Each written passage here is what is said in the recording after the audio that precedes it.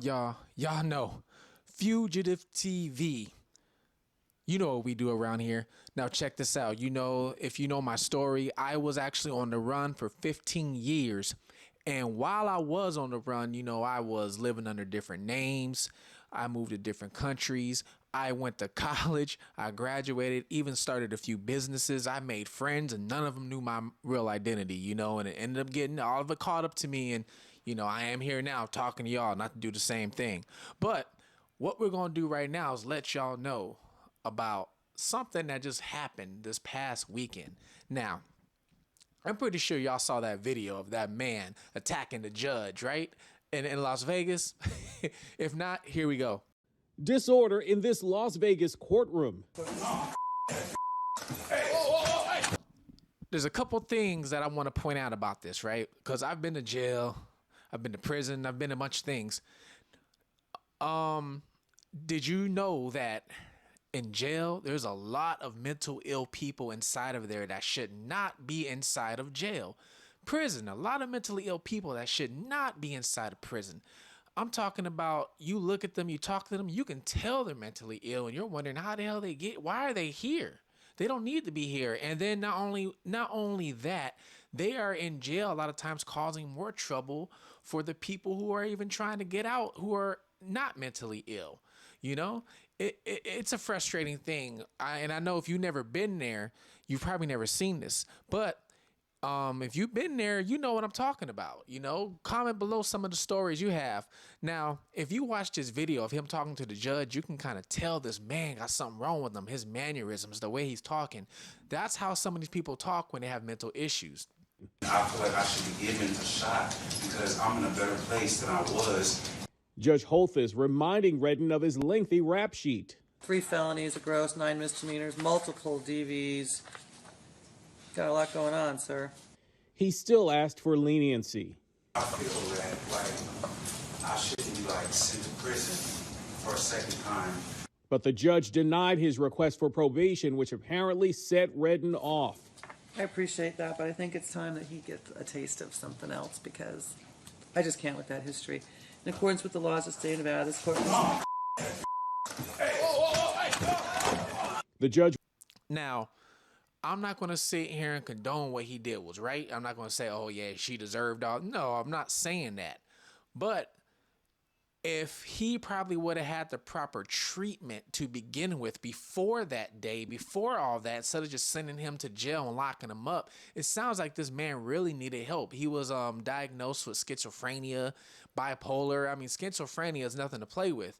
I've met some people with that, and you never know what's going on in their head. So it sounds like he needed this help from the get-go, which is what they should have got him, or what the system should have got him. But no, what they do is lock you up. Now, you know what one of the charges is they get locked up the most for? So I'm going to give you 2 charges that they get locked up the most for, right? So these 2 charges are going to be some sort of violence, harassment, domestic dispute. Usually that's kind of what they get a charge for, right? Because they just can't control their emotions or their temper.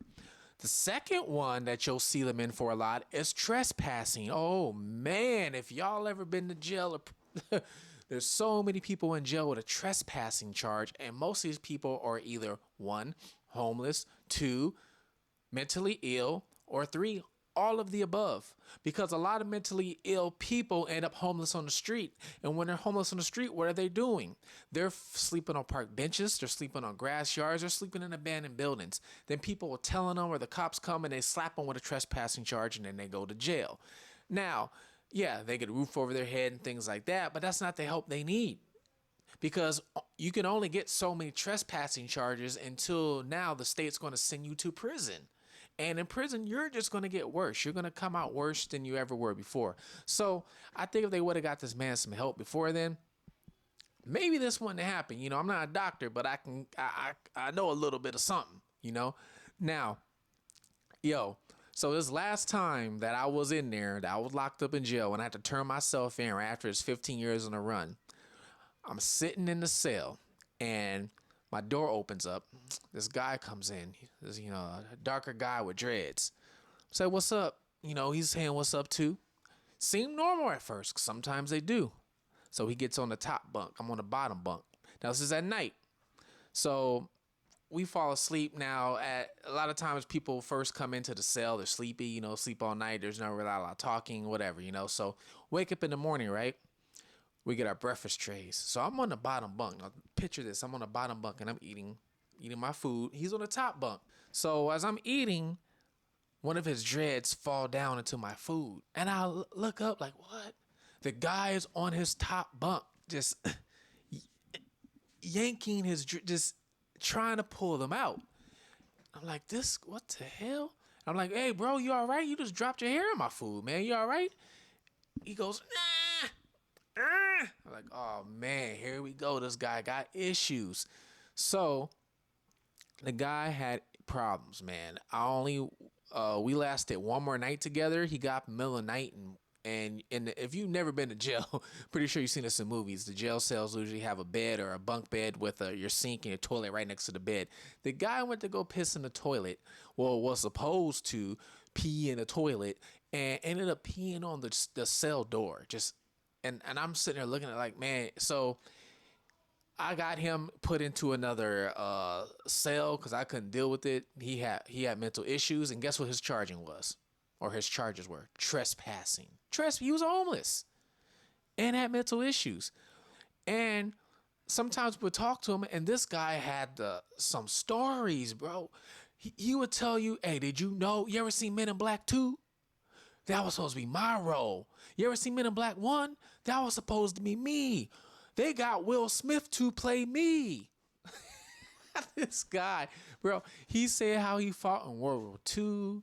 He was talking about how he fought in the Korean War. Man, I'm telling you, these people need serious help. And if you ever been to jail before, you know these people need help. Now, I just want to enlighten what I think about this whole situation. I wasn't going to make this long video about this. There's not too much I can say about it.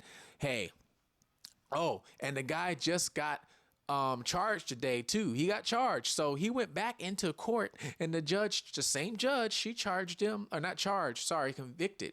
He got convicted and sentenced today. He got sentenced to 19 months at the minimum. I think it's like 19 to 49 or something like that on the original assault charge. So they didn't even sentence him yet on him attacking the judge. That's coming up later. This guy might not never see daylight again. I mean, he physically ain't.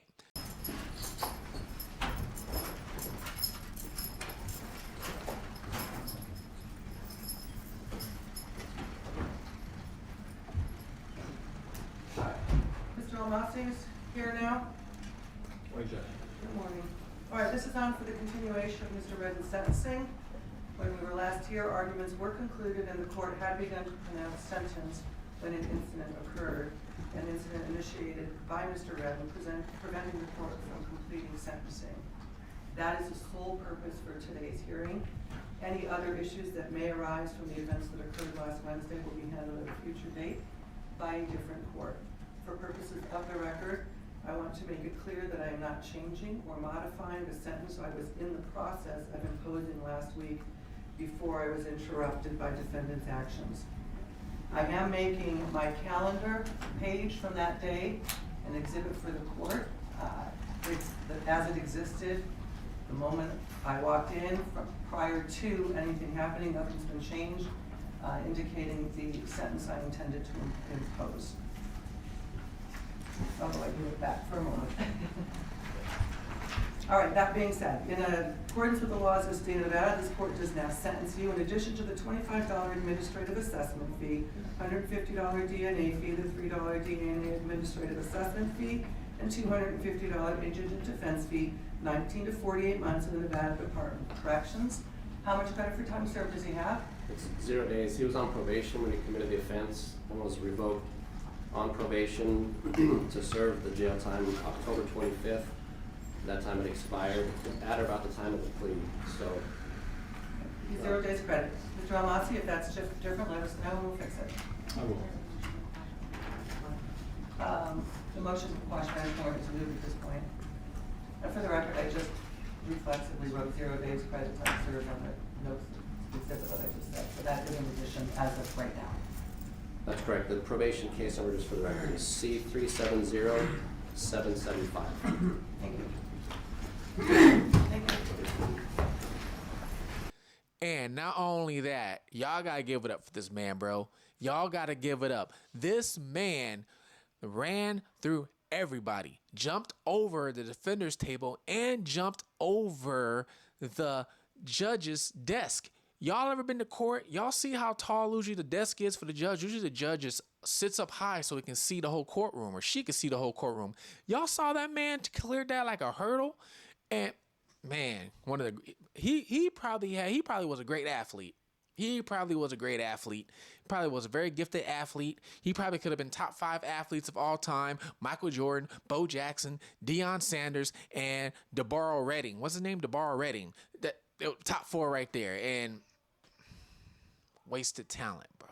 Wasting talent. But anyway, y'all better like, subscribe, because I got some stuff coming out. Oh, my book is done. My book is done. The real life story of me, Ray of Redemption. It is done. So we're working on that. We're editing that right now. And I have an interview coming up. The interview is with somebody who is actually on the run right now. They've been on the run for 8 years. So I have an interview that I'm going to drop with them on the run. All right. So if y'all want to see this interview, he tells some stories, man. So, I mean, I'm trying to get some interviews with some people that some other people don't or might be scared to go get. So I'm trying to dig in those trenches and get that. So y'all want to check out the interview, like and subscribe. All right. Fugitive TV. Y'all like, subscribe, comment below. If y'all ever been to jail, tell me what jail y'all been to. Tell me some stories. Tell me what's up. If you on the run, comment below. If you been on the run, comment below. Y'all let me know what's up. Y'all know how we do it. Fugitive TV. Y'all stay safe.